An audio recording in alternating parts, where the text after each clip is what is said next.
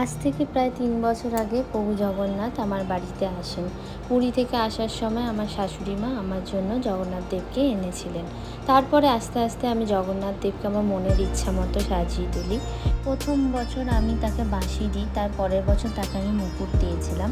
আর এবছর আমার অসম্পূর্ণ ছিল সেটা হচ্ছে বলভদ্রদেব আর সুভদ্রা মায়ের জন্য মুকুট। এই ইচ্ছাটা পূরণ করে দিয়েছে সম্পূর্ণ অরিজিৎ। অরিজিৎ বলেছিল যে তুমি যখন ওপেন করেছো আমি তোমাকে এটা দেব।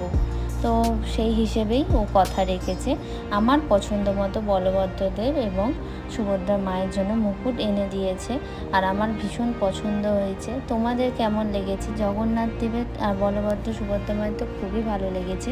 স্নানযাত্রার দিন পুজো ছিল, কিন্তু সব ব্লগ আমার করা হয়ে ওঠেনি। পুজো প্লাস আমার এদিকে স্নানযাত্রা দেখতে যাওয়া, যেহেতু আমি মাহেশেরই বাসিন্দা, এমনকি জগন্নাথ বাড়ির সামনেই আমার বাড়ি, তো সেক্ষেত্রে আমার একটু ব্যস্ততা থাকে, বাড়িতে লোকজন আসে। সব কিছু সেরে রেখেই কিন্তু জগন্নাথ দেবের স্নানযাত্রা আমি দেখতে গেছিলাম। আর তারপর সন্ধ্যেবেলাতেও গেছিলাম তার গজবেশে, তার ওখানে পুজো ছিল, কীর্তন ছিল, সেটাও আমি দেখতে যাই। প্রভু জগন্নাথ দেবের কাছে এটাই প্রার্থনা, তিনি সবাইকে ভালো রাখুক, সুস্থ রাখুক, আর উনি নিজেও খুব ভালো থাকুক। জগন্নাথ দেব চাইলেই সব কিছু পারে, তিনি জগতের নাথ, মহাপ্রভু জগন্নাথ। জয় জগন্নাথ, হরি বল।